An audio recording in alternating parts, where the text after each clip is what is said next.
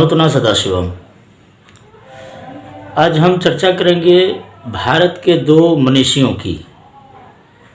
दोनों लोगों ने बौद्ध मत पर अपने विचार रखे। जो एक सैद्धांतिक बात मनुस्मृति में कही गई है कि भाई किसी शूद्र को धन का संग्रह नहीं करना चाहिए, क्योंकि शूद्र जब धन का संग्रह करता है तो वो ब्राह्मणों को कष्ट देता है। और इस श्लोक को आधार बनाकर भी मनुस्मृति को बहुत ही आलोचित किया जाता रहा है। तो आज हम एक ऐसा विमर्श प्रस्तुत करेंगे जिसके आधार पर आपको ये मूल्यांकन करने का विवेक मिलेगा कि भाई मनुस्मृति में जो सिद्धांत कहे गए हैं वो देशकाल परिस्थिति सापेक्ष उपयोगी हैं कि नहीं है, वो एक अलग प्रश्न है। लेकिन व्यावहारिक स्तर पर वो सिर्फ घृणा भर हैं या उनका वास्तव में कोई सैद्धांतिक मूल्य है, क्या वो व्यावहारिक जीवन में बिल्कुल सत्य हैं या नहीं है। तो देखिए, बौद्ध मत पर दो लोगों के विचार और उन लोगों का नैतिक स्तर आपके सामने प्रस्तुत है। एक तो श्री कुमारिल भट्ट जी और दूसरे बाबा साहब भीमराव अंबेडकर जी। बाबा साहब उच्च शिक्षित थे। आलोचना तो इसी बात के लिए मैं करता हूँ बाबा साहब की कि भाई बाबा साहब उच्च शिक्षित व्यक्ति थे और जो चाहते तो भारतीय ज्ञान विज्ञान का एक व्यापक अध्ययन करके, शास्त्रों का प्रचार प्रसार करके जो समाज में कुरीतियाँ फैली थीं जिनका शास्त्र से कुछ लेना देना नहीं था, और वो कुरीतियाँ सिर्फ व्यक्तिगत अहंकार के कारण फैली थीं, और बाबा साहब चाहते तो वो इन पर बड़ा काम कर सकते थे, जो उन्होंने नहीं किया। तो खैर, जो उन्होंने नहीं किया उसकी कल्पना ही क्यों करनी, क्योंकि प्रभावित तो हम उससे होते हैं जो उन्होंने किया। तो हम दोनों के बीच एक मूल्यांकन करेंगे कि भाई एक ब्राह्मण जब विद्वान होता है, जब ज्ञानवान होता है, तो उसका नैतिक स्तर क्या होता है और उसका उद्देश्य क्या होता है। और जब एक शूद्र ज्ञानवान होता है, विज्ञानवान होता है, धनवान होता है, तो उसका उद्देश्य क्या होता है और उसका नैतिक स्तर क्या होता है। तो कुमारिल भट्ट के बारे में प्रायः सभी जानते हैं, इसलिए कोई बहुत उनका इतिहास देने की ज़रूरत नहीं है। बस एक मोटी मोटी बात बता देनी है कि भाई कुमारिल भट्ट के समय में बौद्ध जन जो हैं वो वेदों के कर्मकांड का बहुत खंडन करते थे और बहुत सारी व्यवस्था फैल चुकी थी भारत में। और जो आम व्यक्ति था वो बड़े भ्रम की स्थिति में था कि भाई वैदिक धर्म ठीक है कि बुद्धिज्म ठीक है। और उस काल में कुमारिल भट्ट हुए और उन्होंने सोचा कि भाई जो बौद्ध मत प्रचारक हैं ये लोग वैदिक धर्म का खंडन करते हैं, तो क्या वास्तव में भगवान बुद्ध ने ऐसा ही कहा है? क्योंकि परंपरा से उन्हें भी जानकारी थी कि भाई भगवान विष्णु के अवतार हैं भगवान बुद्ध, तो स्वयं भगवान विष्णु अवतार लेकर वेदों का खंडन क्यों करेंगे। ये जो एक उनके अंदर शंका थी, जिज्ञासा थी, जिसका समाधान करने के कारण उन्होंने सोचा कि भाई बौद्ध मत का अध्ययन तो करें, क्योंकि कौवा कान ले गया के आधार पर किसी बात का विमर्श नहीं हो सकता, किसी बात का मूल्यांकन नहीं हो सकता। तो उनके मन में ये इच्छा हुई कि वो बौद्ध मत का अध्ययन करें। चूँकि बौद्ध मत का विमर्श पाली साहित्य में था। अब पाली साहित्य को या पाली लिपि को पढ़ना तो कोई बड़ा काम नहीं था, बड़ा काम था पिटक साहित्य को पढ़ना। और पिटक साहित्य जो थे वो बिना बौद्ध दीक्षा लिए कोई पढ़ नहीं सकता था। उस समय की परंपरा थी, ये आज की भी परंपरा है कि भाई जब तक वो कोई बौद्ध मत में दीक्षा नहीं ले लेगा तब तक वो पिटक साहित्य नहीं पढ़ सकता। वो तो भला हो राहुल सांस्कृत्यायन जी का जिन्होंने पिटक साहित्य को सर्वसुलभ किया।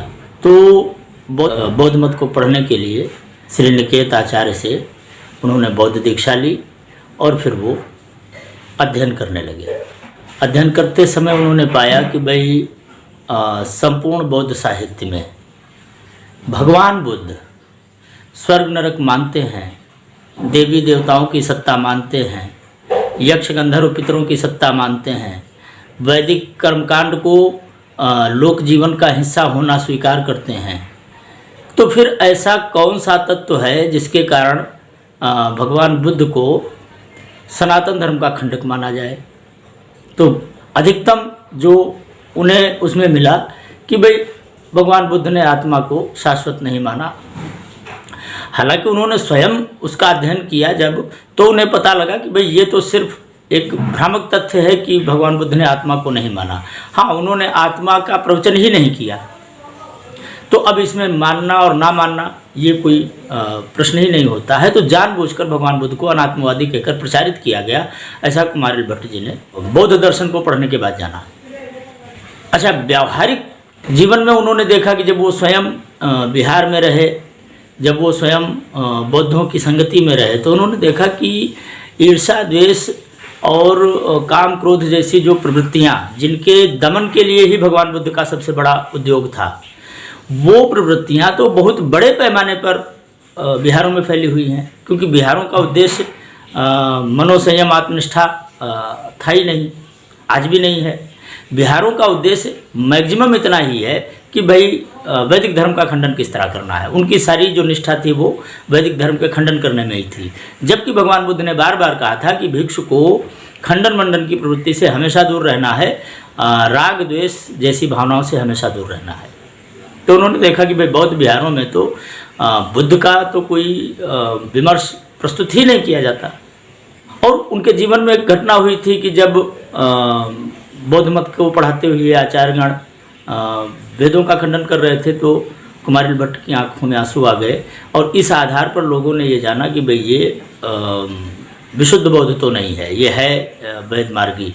चूँकि इन्होंने धोखे से, मतलब एक तरह से छल करके दीक्षा ली थी, तो लोग नहीं जानते थे कि ये ब्राह्मण हैं या ये वैदिक कर्मकांडी परिवार से हैं। लेकिन जब वेद के खंडन को लेकर इनकी आंखों में आंसू आ गए, तो ये अनुमान लगा लिया लोगों ने, और फिर इनको वहाँ से निकालने के कुचक्र रचने लगे जो इनके सहपाठी लोग थे। और उस कुचक्र के संदर्भ में ही एक बार ये बैठे थे, तो इनके सहपाठियों ने इन्हें धक्का दे दिया, तो ये बिहार की ऊंची बिल्डिंग से बेचारे नीचे गिरे।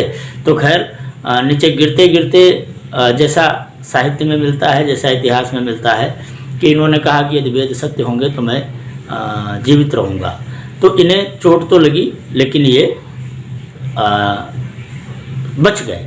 हाँ, उस चोट में इनकी एक आंख चली गई। और फिर ये वहीं से इन्होंने सोच लिया कि नहीं, बुद्ध को बहुत गलत परिप्रेक्ष्य में प्रस्तुत किया जा रहा है और हम इसका निवारण करेंगे। और फिर बाद में उन्होंने 3 ग्रंथ लिखे, श्लोक वार्तिक लिखा, तंत्र वार्तिक लिखा, टुकटिका लिखा। फिर इन्होंने उसमें बौद्ध मत का खंडन किया। बौद्ध मत के खंडन में ही अपना सारा जीवन लगाया। और जब आचार्य शंकर पहुँचे प्रयाग में, तो उस समय कुमारिल भट्ट तुषाग्नि में बैठ चुके थे। अब इस तुषाग्नि में वो क्यों बैठे थे? मात्र इसलिए क्योंकि उन्होंने बौद्ध मत का अध्ययन छल से किया था, और उसके बाद फिर उसका खंडन भी किया।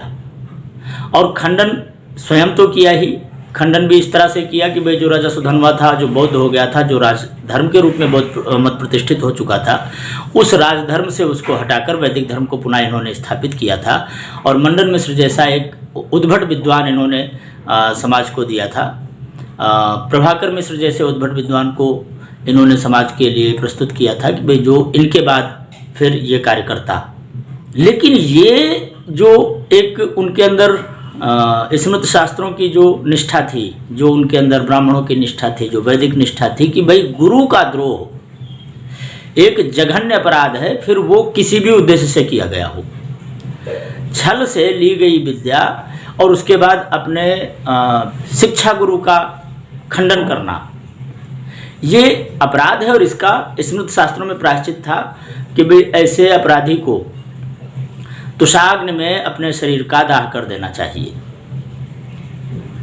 तो कुमारिल भट्ट जो थे वो स्मृतनिष्ठ, वेदनिष्ठ, नैतिक बल से युक्त ब्राह्मण थे। उन्होंने ये पहले ही विचार कर लिया था कि जब मेरा उद्देश्य पूरा हो जाएगा तो मैं ये प्रायश्चित करूंगा। और संयोग से वो प्रायश्चित काल था जब आचार्य शंकर वहाँ पहुँचे, और उस समय कुमारिल भट्ट बैठ चुके थे तुषाग्नि में। तो आचार्य शंकर ने कुमारिल से कहा कि मैं अपनी तप निष्ठा से आपके इस पाप का निवारण कर सकता हूँ। तो कुमारिल भट्ट ने कहा कि पाप पाप होता है, वो किसी की तप निष्ठा से निवारित नहीं हो सकता, और मैं इस अपराध बोध को सीने पर लेकर मरना नहीं चाहता, इसलिए मैं प्रायश्चित के द्वारा ही अपने शरीर का तुषाग्नि में दाह करूँगा। आचार्य शंकर ने बहुत सारे तर्क दिए। उसके लिए आप शंकर दिग्विजय में देख सकते हैं कि भाई आचार्य शंकर ने कुमारिल को बहुत सारे तर्क दिए कि भाई आपने जो अपराध किया भी है, जो आपको लगता है कि हमसे पाप हुआ है, तो उस पाप का जो उद्देश्य था वो चूँकि गलत नहीं था, इसलिए कोई भी कर्म उद्देश्य के आधार पर पाप या पुण्य होता है। स्वतंत्र तौर पर कोई भी कर्म अपने आप में पाप या पुण्य नहीं होता है। आप उस कर्म को करने का उद्देश्य क्या है, ये महत्वपूर्ण होता है। और आपके जो इस छल का उद्देश्य था वो था समाज को दिशा दिखाना, समाज में फैले भ्रमवाद को दूर करना। इसलिए ये दोष है ही नहीं, ये पाप है ही नहीं। लेकिन स्मृतिनिष्ठ, वेदनिष्ठ, शास्त्रनिष्ठ ब्राह्मण किसी भी तर्क से डिगा नहीं, और अपने बौद्ध गुरु के प्रति किए गए छल और अपने बौद्ध गुरु का ही खंडन करने का जो प्रायश्चित उन्होंने स्वयं निर्धारित कर रखा था, अंततः तुषाग्नि में बैठकर उन्होंने स्वयं का आत्मदाह कर लिया। आप समझ सकते हैं भूसे के ढेर में बैठकर जलकर मरना कितना कष्टदायी रहा होगा।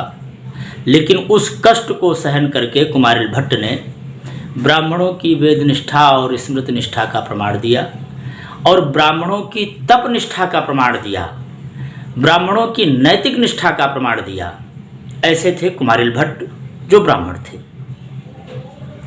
और दूसरा, स्वयं को शूद्र वर्ग में कहने वाला जो भारतीय मनीषी है वो हैं बाबा साहब भीमराव अम्बेडकर।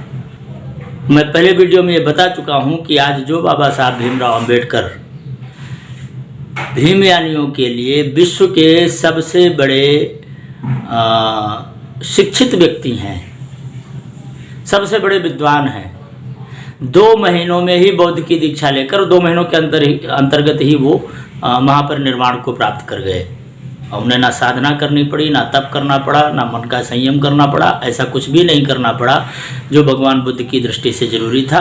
और वो बोधिसत्व थे, वो निर्वाण को प्राप्त कर गए 2 ही महीने में।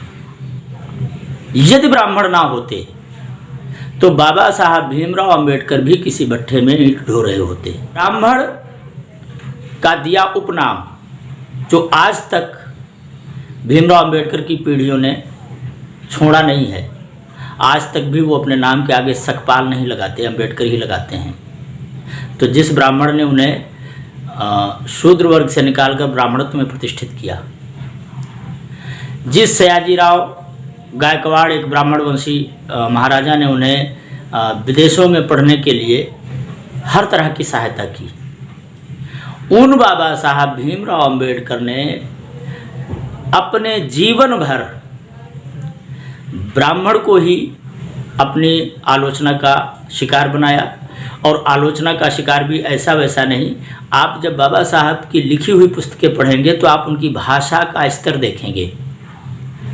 आप देखेंगे कि भाई उन्होंने किस तरह मनवाद शब्द को एक गाली की तरह प्रस्तुत किया। तो आजीवन उन्होंने ब्राह्मणों को ही गालियां दी।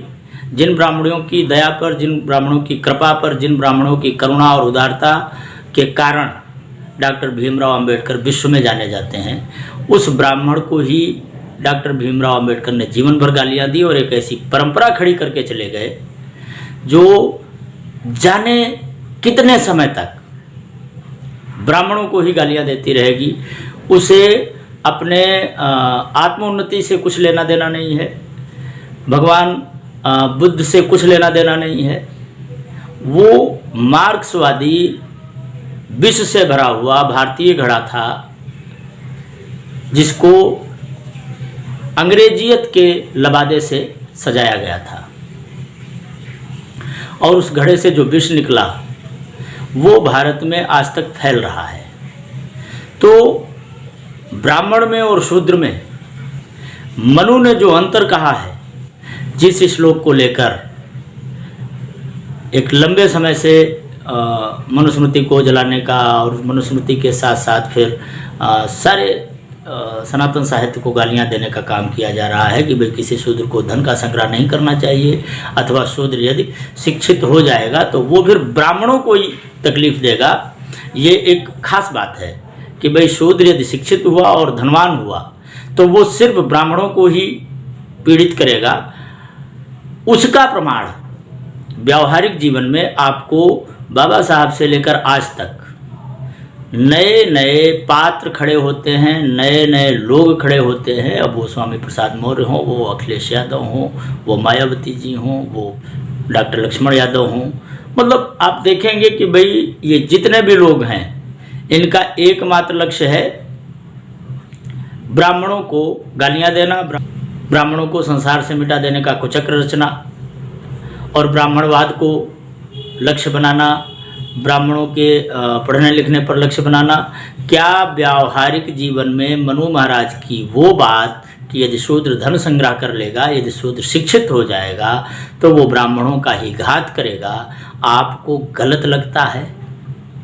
हाँ, वो देश काल परिस्थिति सापेक्ष है कि नहीं है वो एक अलग प्रश्न है, लेकिन वो सिद्धांत व्यावहारिक स्तर पर सत्य है कि नहीं है ये दूसरी बात है।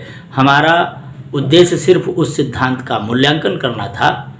तनोतना सदाशिवम।